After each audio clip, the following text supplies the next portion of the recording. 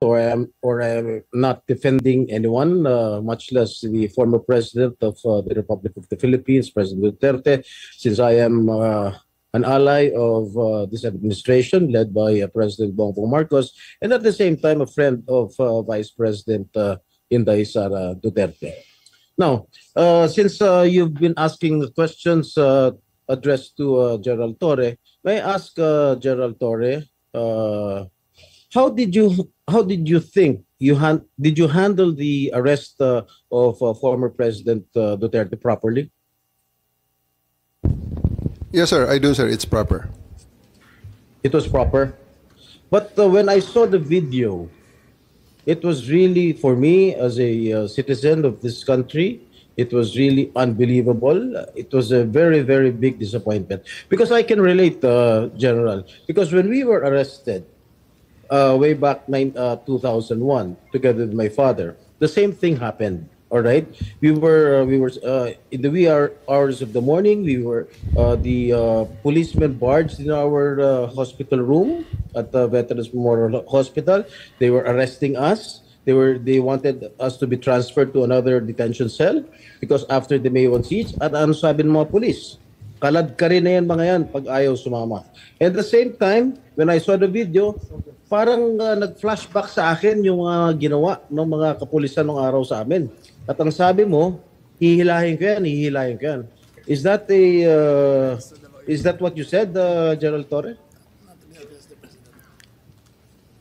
Sir, it's already all optics and tactics already because it's already. No, I am asking you. Did you say that? Hihilahin ko. Yes, sir. And I actually made good of it, sir. No. What prompted you to say that? Sir, I made good of it, sir. Sabi ko, sir, hihilain ko yan. And I went back to AS Medialdea, handcuff him. Bakit mo nga sinasabi? You know, your statements based on the video may reflect the PNP as an institution. Baka sabihin lahat ng ating mga kababayan, ganyan pala yung mga pulis. Masyadong wala man lang respeto sa matanda, sa isang dating pangulo. Ganon din ang ginawa sa amin eh. Can you justify why you said that hihilahin ko yan? Nakita ko si dating Pangulong Duterte, di naman lumalaban.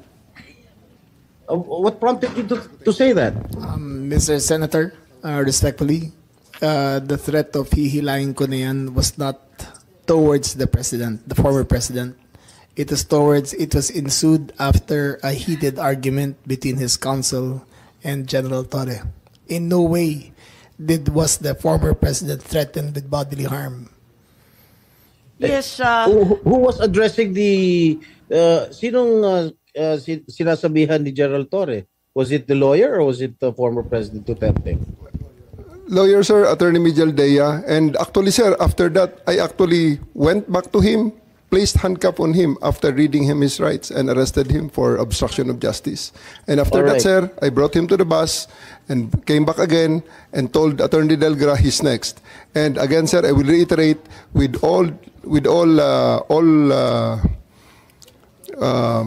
all credits goes to the former president because after he saw that I'm already very, very serious in bringing him into the plane, he said, okay, let's go. And I told Romy, the PSG, to just escort him and he went voluntarily to the bus that brought him to the plane. Sisingit lang ako Senator Jinggoy. Kasi binabasa ko dito yung standard operating ng PNP. Ang liwaliwanag naman eh. No torture, no force, no violence, threat, intimidation, or other means to vitiate the free will to be used against the arrested person. Di the more so, yung mga kasamahan ng arestado. Sabi mo nga, ikaw na nag-admit forcefully. Talagang you used force. Bawal po yun. Ma'am, it is... I placed ES Medialdea under arrest for obstruction of justice. Sabi nga ni Senator Jinggoy, hihilain mo pa. Yes, ma'am. I did because I have to get into their heads to make them to make it very, very clear to them that we are already very, very serious of loading the president to the plane. General, pinapaliwanag mo, pero bawal ang paggagamit ng dahas, ng pananakot, ng intimidation, or any other means. Ang liwanag nasa kapulisan yan Just to be clear, operationally, there was obstruction of justice It was the decision call of General Torre to place him under arrest for obstruction of justice. Now let us separate what happened to the president. You're talking about Attorney Medialdea. Yes, ma'am. Paano yung iba? No one else was armed, ma'am. Yung attorney. No, wait. Yung abogado. If I may, Senator Amy. Yes. Madam Chair. Ayan. Sino yung kinaladkad nung isang pulis? Yung security na nakaitim. I think it was General Torre na hinila yung isang abogado. Dalawa yun eh. Yung abogado, hinila yung upuan, di ba? Tapos yung nakaitim na secu, kinaladkad din.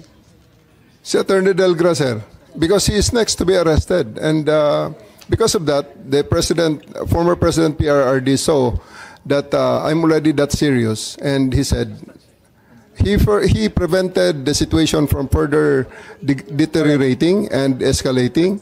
So he said, let's go. Isn't he entitled to a counsel of his choice, General? Yes, sir. For 12 hours, he was there. Oh. Can't he speak to his client? Bigla niyo na lang... They are there for 12 hours, sir, speaking to each other. Ano? They are there for 12 hours speaking to each Alright. other, sir. One more thing that I noticed in the video, no? Ang sabi ni PRRD, papasukin niyo yung anak ko. Abogada siya. At ang sinabi mo, hindi ko siya papapasukin. Why not, Gerald Torre? That is a decision. That is my call, sir. That is my decision. Considering that he had already been assisted by 3 lawyers all throughout that time, sir. And gabi na ho yun, sir. The request was made at around mga 9 o'clock na, sir. 11 hours General after Torre, ganito, the first arrest. Tanggalin mo na yung titulo ni Inday Sara. Kalimutan mo na siya na Vice President siya. Pagpalagay natin hindi siya Vice President. She is an immediate member of the family. Nung kami po ay nakakulong, ang immediate members of the family, 24 hours pwede bumisita sa amin, nakakulong kami. Ito, hindi pa nakakulong. Anak ito. Bakit hindi nyo pinapasok? Maliban doon, is this not a violation of RA 7438 that requires that you guarantee access to an attorney in addition to the immediate family? The President also said na yung anak niya, yung babae, abogado ko yun, papasukin nyo. Hindi nyo pinapasok. Abogado yun eh. Actually, sir, Exactly. first to answer the question of Senator Estrada, sir. I have told the President that they can visit him at his detention facility because at this time the order of the day is to load him into a plane. So that's what we endeavored to do, and that's what happened, sir. Ano niya bibisitahin yung tatay niya sa Netherlands? Hindi naman dito tinray eh. Hindi naman dito kinasuhan eh. Sa ibang bansa eh. Oh, bakit hindi niyo man lang binigyan ng kortesiya yung anak na isang abogada na magkukonsulta? Katulad nga na sinabi ko kanina, yung mga nakakulong nga, 24 hours pwede bumisita ang immediate members of the family. Bakit ito hindi pa nakakulong, hindi niyo pinapasok yung anak? Our mission at that time, sir, is to deliver him to the My God. body Kahit who ano issued the warrant, mangyari, sir. Nasa batas yan. Nasa batas yan, General. Immediate members of the family, lawyers, priests, etc., etc. I should know. Nanggaling ako dyan. Tapos ito, hindi naman nakakulong. Again, I am not defending President Duterte. I'm just explaining the rights of an accused. Because naging akusado rin ako. And I don't want that to happen to anybody else. Dapat naman nagbigay kayo ng konting kortesiya o respeto man lang sa mga dating presidente dahil naranasan namin yan. Nung kinulong po yung tatay ko, ganun din. Kawalang respeto ang mga pulis sa amin. Porket nawala na ba kami sa kapangyarihan, ganun na lang. Matanong ko naman sa General, wag naman po sana mangyari, God forbid. Sa pag sinapit ng ni President, pag sumapit ng ganitong sitwasyon si Presidente Marcos, gagawin mo rin ba yon sa kanya? I hope not. Ang liwanag po ng batas, kung ma-follow up ko lang si Senator Jinggoy, tama po siya. Hindi lang yung immediate family, medical doctor, pare or religious minister, any national non-government organization, ang CHR, international non-government accredited by the Office of the President. Lahat yan may access, pero pinagbawalan ninyo. On 2 counts, immediate family na, abogado pa niya. Bakit ganun? Ma'am, I think that's sub judice. I think we should be wary of many of the things we were mentioning Bakit here. po naging sub judice yun? Ito kasi, habeas corpus po ang petition. So everything about the arrest will be asked by the Supreme Court. Kanina pa natin kung pwede ho. pinag-uusapan yung aresto. Pero I think that we're just passing, parang lumalampas na po tayo sa boundary. Senator Jinggoy pa. Ang sinasabi ko lang, the manner on how the former president was arrested, because ayoko naman mangyari sa darating na panahon na magkakaroon naman tayo ng ganyan. Sana makapagbigay lang ng korting kortesiya man lang, nakausapin yung mga abogado, pero nakausapin yung mga members ng immediate family niya, sana naman binigyan niya ng pagkakataon. Kaso mo, nung nakiusap si dating Pangulong Duterte na papasukin yung kanyang anak na abogada. Tanggalin mo na hindi siya, na vice presidente siya. Abogada at anak niya, member na immediate family, sana naman lang binigyan niya ng pagkakataon. Makita niya yung tatay niya bago niyo siya isinakay sa plano. Yun lang naman yung sa akin. Masakit. Ako, isang anak na meron din akong tatay na ginanon ninyo. Masakit para sa akin. Pakipaliwanag din. Maraming salamat, Senator Jinggoy. Marami tayong pinagdaanan, kapatid. Kaya't eto nga, talagang dinudibdib Madam natin Chair, na to. Yes, Secretary John Vic lang po. Kay VP, kay Senator at sa iyo, hugot ng mga anak ng presidente yan. Sumpa. Secretary John Vic, itatanong ko lang, why was there obstruction of justice? Pakipaliwanag lang. Anong ginawa nila na obstruction of justice? I think General Torre would be the best one to explain that, ma'am. General? Sir.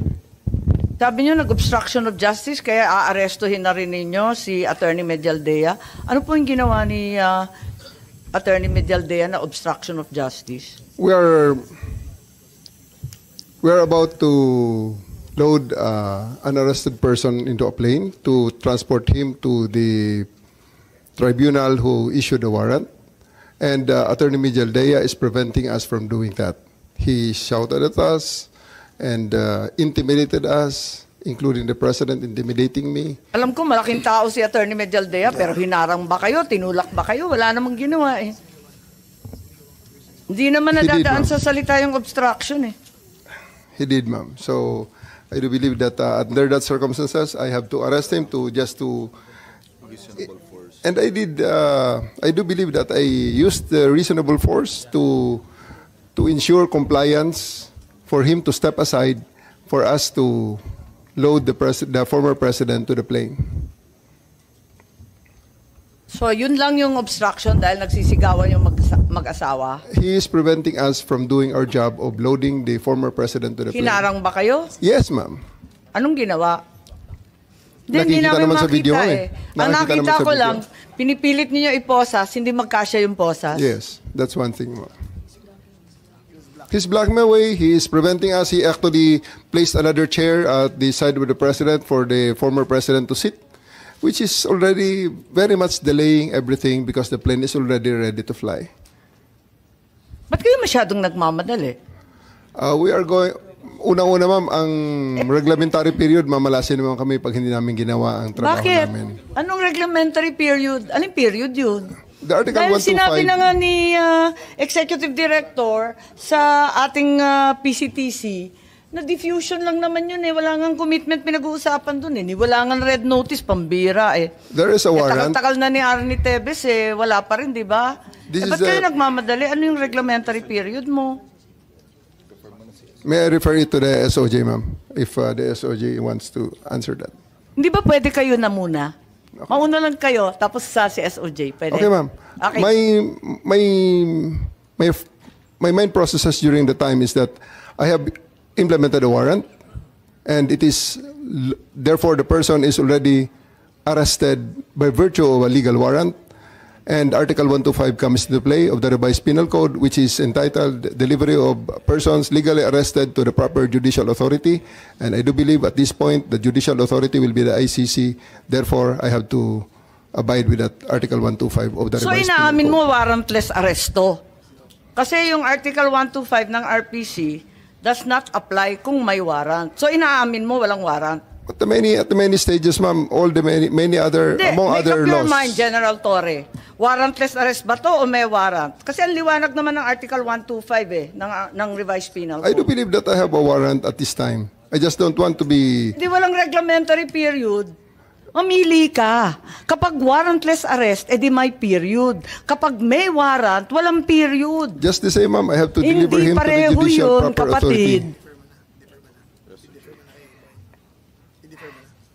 Hindi magkapareho yun. The reglementary period only comes into play when there's a warrantless arrest in accordance with Article 125 of the revised penal code. Di po ba? At saka may kinalaman yun sa delivery of the accused and arrested. Di po ba? And I'm being cautioned by the DOJ, ma'am, that it may be sub judice already to discuss that because of the habeas corpus pending in the Supreme Court, ma'am. Pati ba naman ang revised penal code, naging executive session? Pambihirang buhay ito.